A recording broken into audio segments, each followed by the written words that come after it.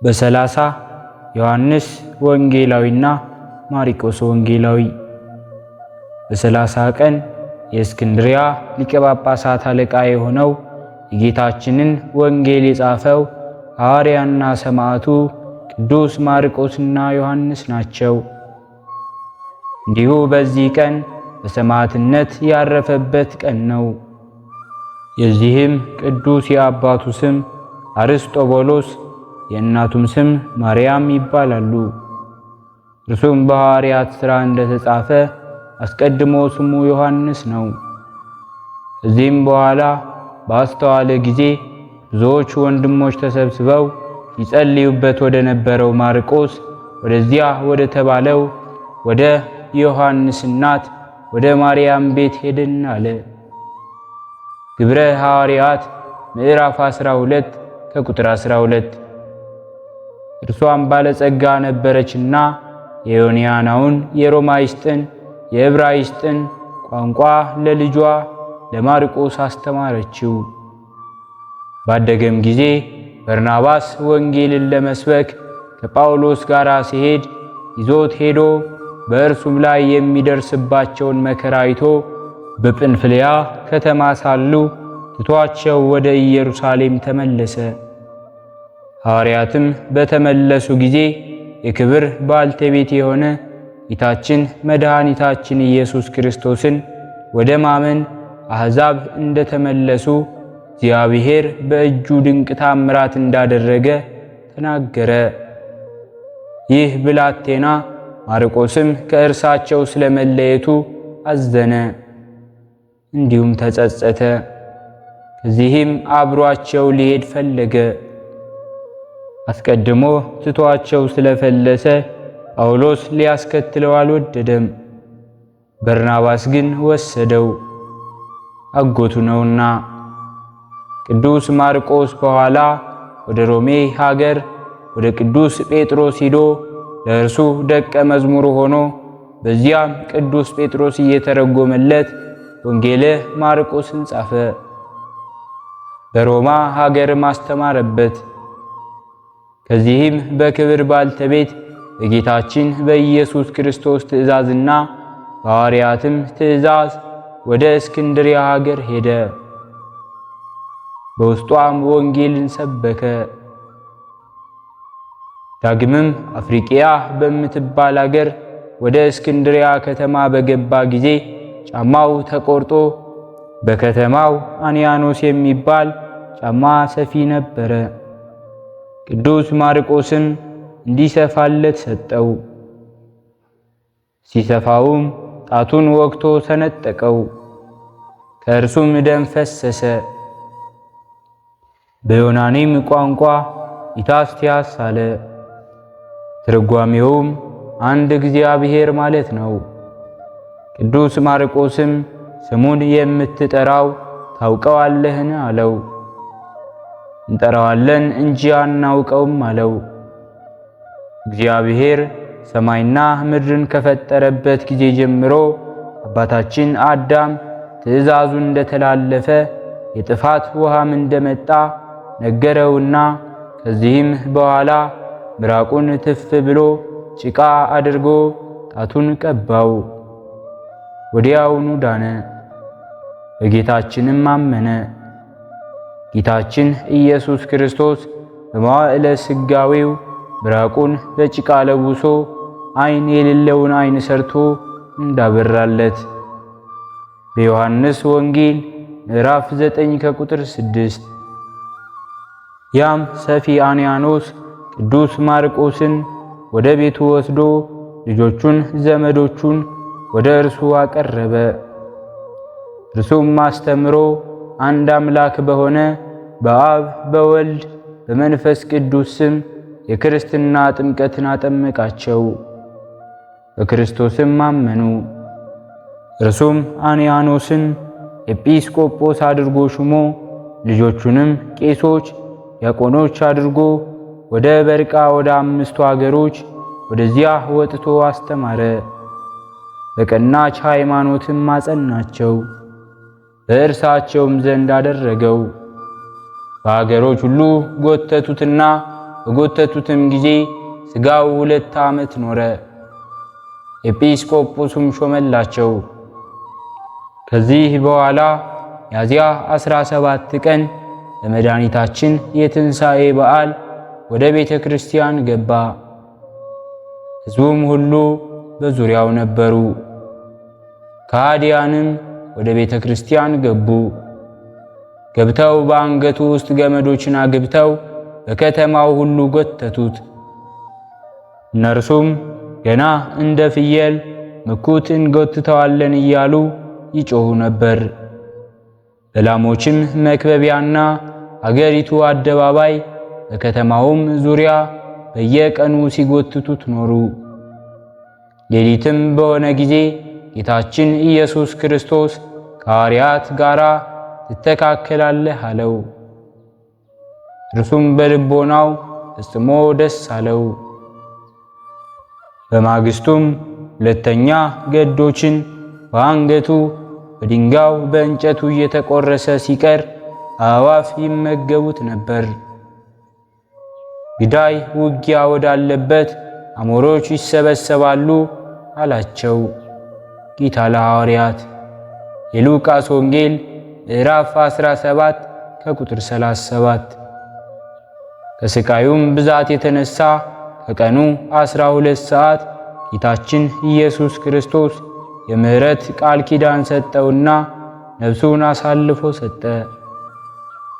ከሃዲዎችም ታላቅ እሳት አንድደው የቅዱስ ማርቆስን ሥጋ ከውስጡ ጨመሩ።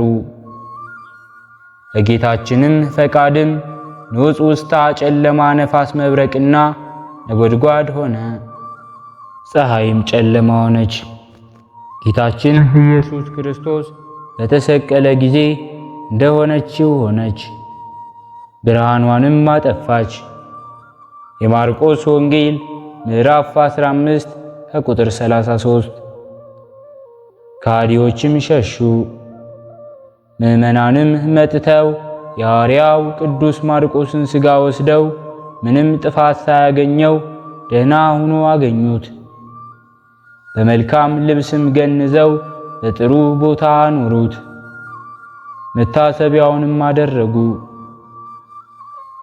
የሐዋርያው የቅዱስ ዮሐንስና የቅዱስ ማርቆስ በረከታቸው፣ ረድኤታቸው፣ አማላጅነታቸው ከሁላችን ጋር ይሁን። በሁለተኛነት የምናከብረው በዓላችንም ሶምሶን መስፍንን ነው። ሶምሶን ማለት አዲሱ ለእግዚአብሔር ማለት ነው። ትውልዱ ከነገደ ዳን ነው። አባቱ ማኑሄ ይባላል። እናቱም እንትኩይ ይባላሉ። እንትኩይ እጹተ ማኅፀን ሁና ስታዝን ትኖር ነበር። አንድ ቀን እንጨት ስትለቃቅም የታዘዘ መልአክ መጥቶ ደግ ልጅ ትወልጃለሽ፣ የወይን ጠጅ ከመጠጣት ርኩስም ነገር ከመብላት ተጠበቂ፣ ለባልሽም ንገሪው፣ ሕፃኑ ለእግዚአብሔር የተለየ ነውና በራሱ ላይ ምላጭ አያርፍበትም አላት። ለባሏም ነገረችው። ሁለተኛ ሲገለጥልሽ ንገሪኝ አላት። ሁለተኛም ተገልጾ ደግ ልጅ ትወልጃለሽ አላት። ቆየኝ ባሌን ልጥራው ብላ ጠርታ አመጣችው። ለእርሷ የነገራትን ሁሉ ለእርሱም ነገረው። የፍየል ጠቦት አርዶ ሥጋውን አወራርዶ መሥዋዕትን አቀረበ። መልአኩ በዘንጉ ያንን ቢነካው ተቃጥሎለታል። እርሱም በጢሱ አርጓል። መልአክ አይተው አያውቁም ነበርና ወዮልን እንሞታለን አላት። እኛ ከሞትንማ ልጁን ማን ይወልደዋል አለች። አንሞትም አለችው። ወዲያውም ሶምሶን ተጸነሰ። ተወልዶ ባደገ ጊዜ ኃያል ሰው ሆነ። በ15 ዓመቱ ከአባቱ ጋራ ወደ ኢሎፍሊ ሄደ። በመንገድ ተለይቶ ዱር ቢገባ ግሩም አንበሳ አገኘው። በጡጫ መትቶ ገሎታል። ሲመለስም አስታውሶ ቢያየው ንቦች በአፉ ውስጥ ማር ሰርተው አገኘ። ማሩን ቆርጦ ከአባት ከእናቱ ጋር ተመግቦታል። በኢሎፍሊ ያያት ቆንጆ ነበረችና አባቱን አጋባኝ አለው። ተስፋ ከተነገራላቸው ከእስራኤል ሴቶች እንጂ ከአሕዛብ ሴቶች አታገባም ብሎ ከለከለው። እርሱ ግን ወድጃታለሁና አጋባኝ ብሎ ግድ አለ። አጭቶም አጋባው። 30 ያህል ሚዜዎች ተጠርተው ሲያጨዋውቱት ካገኛችሁት 30 መጎናጸፊያ 30 ቀሚስ እሰጣችኋለሁ፣ ካላገኛችሁት ግን እናንተ ትሰጡኛላችሁ ብሎ ከበላተኛ አፍ መብል ከክፉም አፍ ጣፋጭ ተገኘ የሚል ምሳሌ ነገራቸው። 3 ቀን ሲያስቡም ቆይተው የማይሆንላቸው ቢሆን ሚስቱን ጠይቀሽ ንገሪን ብለው አስጨነቋት። ጠይቃም ነገረቻቸው። በቀጠሮም ቀርበው ምሳሌህን እንንገርህ አሉት። እርሱም እሺ አለ። ከአንበሳ የተፈራ ከማር የጣፈጠ ምን አለ? ከአንበሳ አፍ ማር አግኝተህ በልተሃል አሉት። ሚስቴን ባታስጨንቋት ኖሮ ምሳሌን ባላገኛችሁት ነበር ብሎ ተናዶ ወደ ሜዳ ወጣ። 30 ያህል ነጋዴያን ሲያልፉ አግኝቶ ጭንጭናቸውን ሰብሮ መጎናጸፊያና ቀሚሳቸውን ገፎ አምጥቶ ሰጣቸው። በዚህም አዝኖ ወደ ሀገሩ ተመለሰ። ከ3 ወር በኋላ የበግ ምኩት ይዞ ቢመጣ አማቱ ሚስትህንማ ቀረህ ብለን ለሚዜህ ዳር ናት፣ ከወደድክ ታናሿን አግባ አለው። ወደ ኋላ ተመልሶ 300 ቀበሮ ያዘ። 150ም ጭፍራ አዘጋጅቶ አንዱን በ2 ቀበሮች ጅራት እያሰረ በእሳት እያቀጣጠለ ለቀቃቸው። ቀበሮዎቹም ደንግጠው ሜዳ ለሜዳ ሲሮጡ የኢሎፍላውያንን አዝመራ አቃጥለው ተዋሉ። የሀገሩ ሰው ሶምሶን ያደረገው መሆኑን ሲያውቁ በአማቱ ፈርደው አማቱን ከሀብት ንብረቱ ጋር ቤት ዘግተው አቃጥለውታል። ሶምሶንን ይህን ባታደርጉ ኖሮ ጠቤ ከእናንተ ጋር ነበር አላቸው። 40 ሆነውም ገጠሙት። ጭንጭናቸውን ሰብሮ ባተ ኤጣም ገብቷል። ሄደው እስራኤልን ሶምሶንን ይዛችሁ ስጡን አሏቸው። ነገሩትም። እጅግሬን አስራችሁ ከሜዳ ጣሉኝ አላቸው። እነርሱም ጣሉት። ሊይዙትም ሲጠጉ የታሰረበትን በጣጥሶ ተነሳ። የአህያም መንጋጋ አግኝቶ ቢወረወር በአንድ ጊዜ 1000 ሰው ፈጅቷል። ወዲያውም ውሃ ጥም ተሰማው። ወደ ጌታም ቢያመለክት ከአህያው መንጋጋ አፍልቆ አጠጥቶታል። የቅዱስ ሶምሶን በረከቱና ረድኤቱ ከሁላችን ጋር ይሁን። ሕሊናችን በማሰባሰብ አባታችን ሆይ እንበል። አባታችን ሆይ በሰማያት የምትኖር፣ ስምህ ይቀደስ፣ መንግሥትህ ትምጣ፣ ፈቃድህ በሰማይ እንደሆነች እንዲሁም በምድር ላይ ትሁን። የዕለት እንጀራችንን ስጠን ዛሬ፣ በደላችንንም ይቅር በለን እኛም የበደልነውን ይቅር እንደምንል፣ አቤቱ ወደ ፈተናም አታግባን ከክፉ ሁሉ አድነን እንጂ መንግሥት ያንተ ናትና ኃይል፣ ክብር፣ ምስጋና ለዘላለሙ አሜን። እመቤታችን ቅድስት ድንግል ማርያም ሆይ በመልአኩ በቅዱስ ገብርኤል ሰላምታ ሰላም እንልሻለን። በሐሳብሽ ድንግል ነሽ፣ በሥጋሽም ድንግል ነሽ። አሸናፊ እግዚአብሔር እናት ሆይ ሰላምታ ላንቺ ይገባሻል። ከሴቶች ሁሉ ተለይተሽ አንቺ የተባረክሽ ነሽ፣ የማኅፀንሽን ፍሬ የተባረከ ነው። ጸጋን የተመላሽ ቅድስት ሆይ ደስ ይበልሽ፣ ልዑል እግዚአብሔር ካንቺ ጋር ነውና ከተወደደው ልጅሽ ከጌታችን ከመድኃኒታችን ከኢየሱስ ክርስቶስ ዘንድ ይቅርታውንና ምሕረቱን ለምኝልን ኃጢአታችንንም ያሰርይልን ዘንድ ለዘላለሙ አሜን።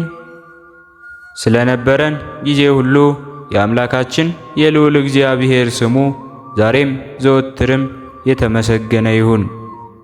አነሳስቶ ላስጀመረን አስጀምሮ ላስፈጸመን ለልዑል እግዚአብሔር ምስጋና ይሁን። ውድ የሃይማኖት ሚዲያ ተከታታዮች ከዚህ በላይ እንድንሰራ አገልግሎቱ በሰፊው ይሰጥ ዘንድ በሀገር ውስጥም በሀገር ውጭም ያላችሁ ይህንን መንፈሳዊ ቻናል ላይክ፣ ሰብስክራይብ፣ ሼር በማድረግ ድጋፋችሁን ታሳዩን ዘንድ በትህትና እንጠይቃለን። ያላችሁን ሐሳብ አስተያየት በኮሜንታችን ስር ላይ አስቀምጡልን። ወስብሐት ለእግዚአብሔር ወለወላዲቱ ድንግል ወለመስቀሉ ክቡር። ይቆየን።